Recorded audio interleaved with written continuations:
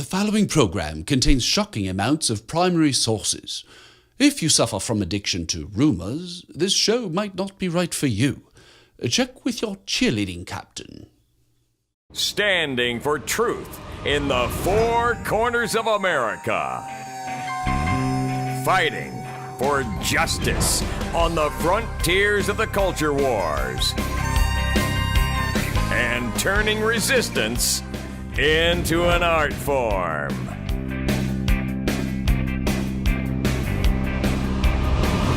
Randall Terry. Is it possible that some of Obama's navigators, the ones that are working to help get people on health care, are encouraging potential clients to lie? No. Obama's people lie? No. It's time now for Down Home with Granny Jihad. Allah Takrapa! Children, listen. Muhammad speaks about sneezing and yawning. Yes, Muhammad said Allah likes sneezing and he dislikes yawning. As regards yawning, it is from Satan. So, one must try one's best to stop it. If one says, "Huh," then Satan will laugh at him. If this is not laughing matter.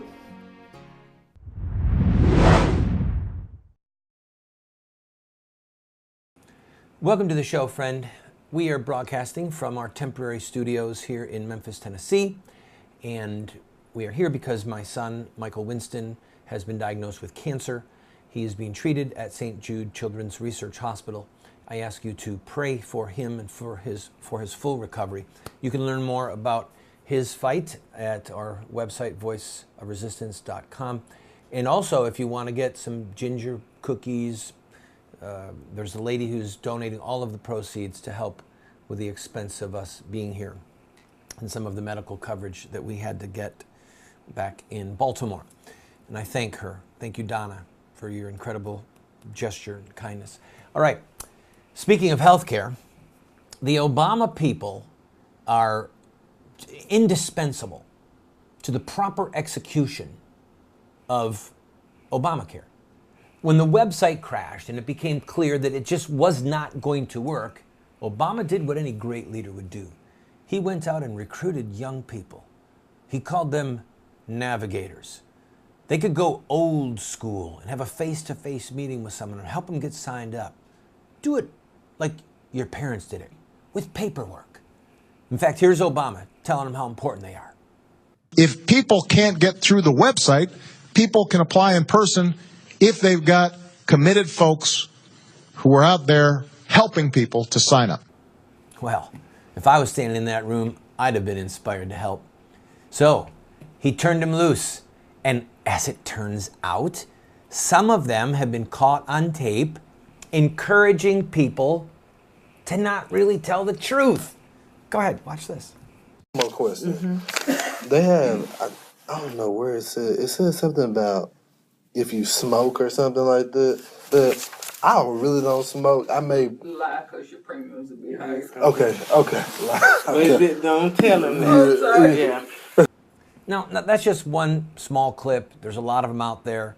The House Oversight Committee is having hearings, and the simple fact of the matter is that these people are poorly trained. Some of them were sent out to help before they were even certified by their own trainers.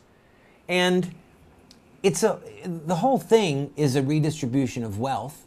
The whole thing is a big brother socialist scam. So why not have a few people that are just saying, don't tell them about what money you make, and don't tell them about that condition that you have, because that means your premium is going to go up. And hey, you might want to see if you could get Obamacare to cover marijuana, medical marijuana. Marijuana has got a future with Obamacare. Marijuana. All right, I'm sorry. Think about this with me. Think about medical care since the dawn of time. Right? Think about medical care with the Christian community over the last 3,000 or the last 2,000 years. Think about the Old Testament. I mean, God is clearly interested in germs and in people's health. Right? I mean, the Old Testament laws showed that the scriptures were inspired by God because God told Moses, tell the people, if someone has certain diseases, don't go near them, quarantine them. If you touch certain things, wash your hands thoroughly. Bury human fecal matter, always. There were all these regulations that now doctors would tell you, well, that's just exactly right because they could catch disease from the germs. So health matters to God. And it was a part of the beneficent empire, the church showing kindness and grace to people, especially to the poor. So many of the saints of the Christian era were involved in caring for the sick. I mean, look at Mother Teresa. Look at what she did for the poor as far as providing them with medical help, with treatment, with care, with love. This is a part of our faith, so it's very important, all right? Now, fast forward to the last generation or two. Show me in time in history where any nation that has had a single payer system, mandatory health coverage for everybody, show me where it has worked. Doesn't work in Canada. They come here for health care regularly. Hasn't worked so well in Britain. An enormous amount of fraud and people taking advantage of the system. There's no history of it working because it's based upon a false premise. The number one false premise is that healthcare is a right. Okay? We have a right to be treated with human dignity, but we don't have a right to put a gun to our neighbor's head, steal his money if our child is sick. And I'm living this out right now. We do not see a bill from St. Jude for the treatment of our son. If a doctor wants an MRI or a doctor wants a PET scan or a doctor wants any treatment whatsoever, they get it. An ultrasound, they get it. Money is not a factor because they have fixed costs. You get this much a week, you get this much a week. You can use the ultrasound machine anytime you need to because we've got an ultrasound tech there. It's Christian charity. St. Jude Children's Research Hospital and other hospitals. If you look at the history of hospitals in America and in Europe, you find, oh my goodness, they were started by Christians. They were started by the Catholic Church or the Methodist Church or the Baptist Church, and they are carrying on this tradition of Christian mercy. That works. ObamaCare is doomed to fail because it has never worked anywhere. I've got to take a break. When we come back, more prescient insight from the host who can wrap history and theology with modern contemporary issues into a beautiful package and present them to you and say, okay, now here's what you need to do to fight. One navigator even told us that she lies all the time. But don't tell him. Always the loud man. Okay. And if you could walk me through some of the things, because I had some questions on it. I'm hoping. I have not finished my training yet. Really? Mm-hmm. Okay. I'm a college student, but I work for the university. I do stuff there, and then I do stuff on the side. Okay. So you got combined W-2s? No, because the other stuff I do is like barber, or I'll go and clean houses and things like that, just to get extra money on the side. But I never filed that type of stuff on my file my taxes. How are you supposed to file a percentage of it? A percent. Yeah, when you're making money on a cash basis. Okay. Don't get yourself in trouble by declaring it now. Exactly. Yeah, it didn't happen.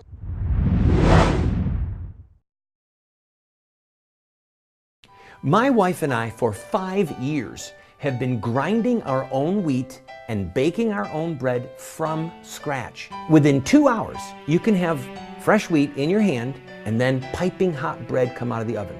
The most nutritious and delicious bread you will ever have. And we do it for under $1 a loaf. Call Paula's Bread and find out about this grain mill and the mixer and how it can save you money and change your life. How would you like to be able to reach hundreds of thousands, perhaps millions of potential customers with your product or your company or your web-based business? Well, you can do that right here on this show. Every single day, we get phone calls or letters or orders online from states all over the country where people are watching this television show.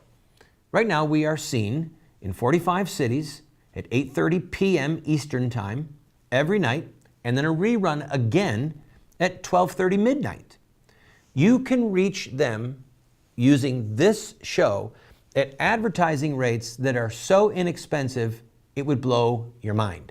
So, if you're interested, contact us at the phone number that you see on the screen or the email address, and we can talk about how you can grow your business and help support this show.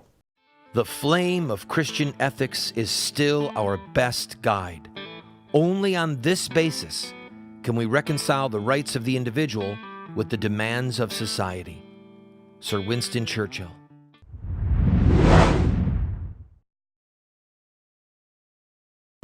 Welcome back to the show. Another happy setback for Obamacare. Federal Judge Brian Cogan in the New York City area has ruled that religious organizations do not have to pay for birth control.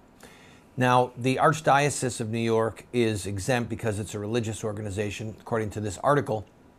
I'm not sure why Fox News is saying that, but the Cardinal Spellman High School, the Monsignor Farrell High School, the ArchCare Health Group, and Catholic Health Services of Long Island, these are all Catholic organizations who say, look, birth control is against the teachings of the church, and we're not going to provide it.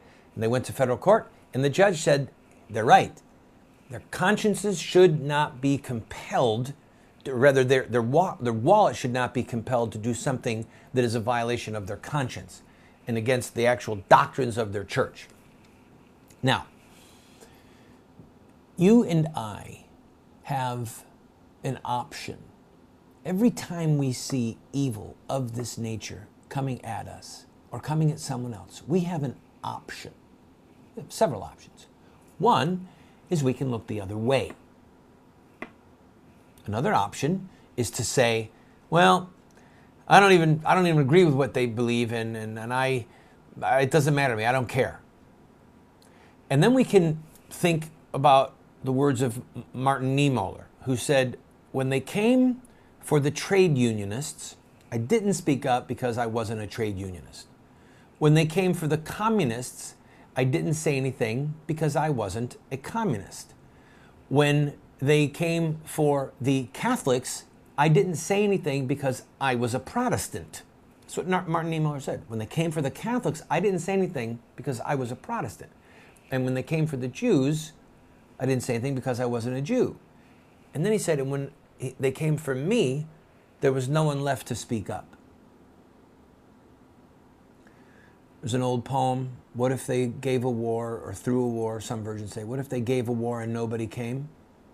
The next line says, the war would come to you.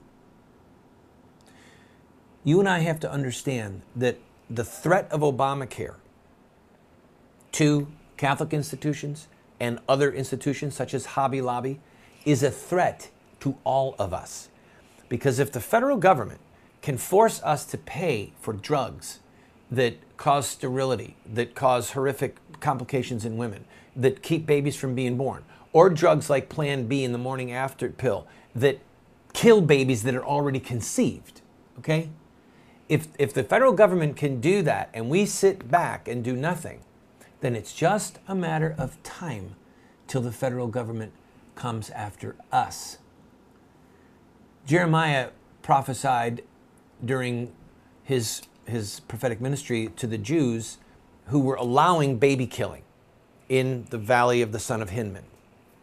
And he went on this really dark path and he said, death has climbed in our windows to kill our sons and daughters. Death, evil, oppression, tyranny, it doesn't slumber. And it's never benign. And it continues to grow. So the issue is whether we will look the other way or whether we will collectively and individually begin to push back and take risks, risk ridicule, risk friendships, risk our jobs to push back against evil. I'll be back.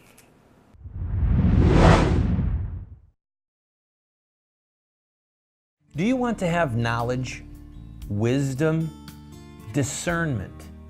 If so, you have to read good books on theology, history, books that look at the lives of great men and women. So to help you to become a more effective Christian, a better witness for truth, somebody who can engage in productive conversation that exhorts and edifies those that you speak with, we're going to do something crazy. We're offering you these 7 books for a gift of any size. You just pay for the shipping and handling, and then give whatever gift that you can, and we will send them to you. But just to make it a little bit more crazy, I will send you a second copy of my 3 books, autographed. You can give them as a gift to your pastor or to a family member and help extend truth and justice in the world. This is while supplies last. James Madison said, "The people of the United States owe their independence and their liberty to the wisdom of seeing in the minute tax of 3 pence on tea the magnitude of the evil comprised in the precedent. Let them exert the same wisdom in watching against every evil lurking under plausible disguises and growing up from small beginnings."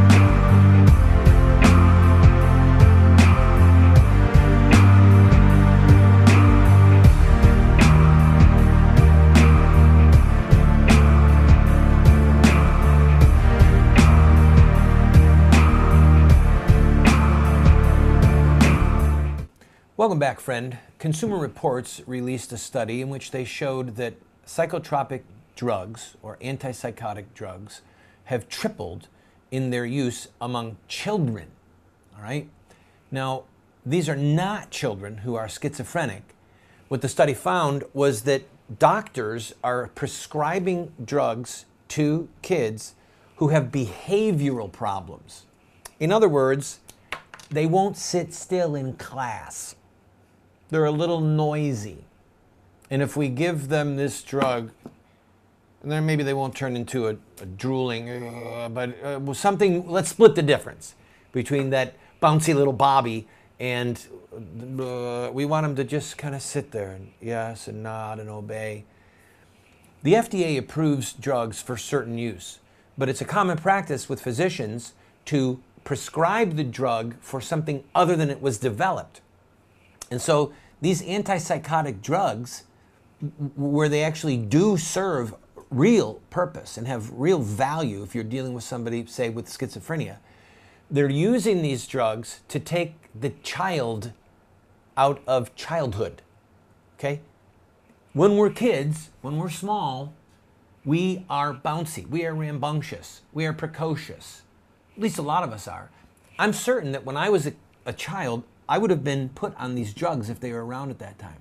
I have no doubt in my mind that some of our sons would be on a short list if they were in a government school because they're always asking questions, they're always moving, they're always noisy.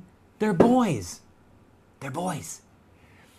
This is yet another reason for you to consider taking your child out of government schools and putting them in a private school or in a co-op or homeschooling them so that they are not just railroaded into the boxcar of education where we sit in the straight rows and we obey what the teacher says, and we waste hours every day while we cater to the slowest children in the class. And you who are noisy because you are bored and because you got your work done so quickly, you are a social problem in this classroom. And for your punishment, we will give you these drugs. You will learn to sit and be quiet and be bored like the rest of us. Here, take this. I have a special hatred in my heart for what is happening to the children in this country, especially the ones that are being drugged. I'll be right back. Hey, can you get me my drugs? Please? I'm feeling a little jittery.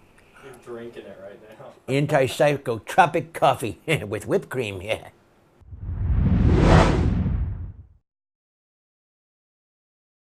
Do you want to get America out of the hands of wicked and unjust men and women who are destroying the republic before our eyes, and put leadership back into the hands of righteous men and women so that we don't die as a nation?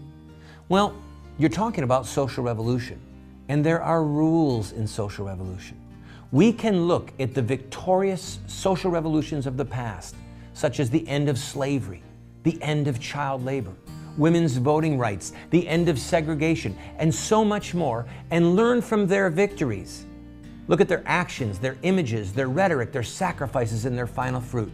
We will send you this series that originally cost $129, 7 books for students, 1 teacher's guide, if you'll give a gift of any size and just pay for shipping and handling. Take advantage of it today.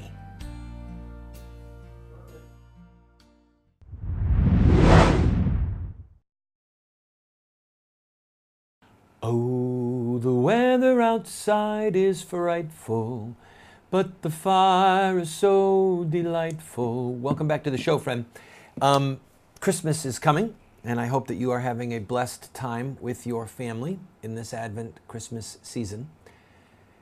I want to encourage you along the lines of gifts. I love Christmas. I love giving gifts. I even enjoy getting them once in a while, but I really like giving gifts. And if you've got children or grandchildren, may I please beg you, can I just meddle a whisker in your life? Buy a musical instrument. We spend a lot of money on toys that break very quickly, as you know. But I was talking to my sons the other night, and I said, now boys, they've got Legos. And by the way, I'm not opposed to Legos. I'm just not opposed to toys. We have so many Legos, it almost defies the imagination. So they were playing with their Legos, and they were creating stories and drama and writing. It's really fun to listen to them, to watch them. But I said to them, boys, I want you to all look at me. I said, when you're 25 years old, do you think that you're going to be playing with Legos? And they looked at each other and said, no, Daddy. I said, when you're 25 years old, what do you think you'll be playing? And one of them said, our instruments. I said, yes, yes. And when you're a young man, and you're 25, or then you're 30 or 35, and you're able to sit at a campfire and play your guitar, or sit down and play songs, and you can all sing Christmas carols together, you are going to be so happy that you can do that. And that's why Mommy and Daddy buy you these instruments, and that's why we make you practice these instruments. So I'm letting you have a little window into our family's heart and life, because I'm trying to live out what I'm telling you. Music is the language of the soul. Music is critical to our hearts, to our brains, to our psyche, to the rhythm of life. And if you would spend $150, you can get a Fender Squier and a little amp. Or for $200 or $300, you could get an electronic drum set, an electronic drum kit. They can use earphones. You can buy, for $300 or $400, you can buy a really nice keyboard, full 88 keys, that's weighted. They're an electric keyboard that's weighted. Or if you want to get serious, buy a piano. Get a piano on an installment plan. A spinet, an upright, a baby grand, a grand. These are the things that will matter in the long, long run. And it just requires that we spend a little bit of time coaxing them, paying for lessons, making sure that they practice, and saying to them with all the loving tones we can, Merry Christmas, enjoy this instrument, and if you don't practice it, you're not going to eat.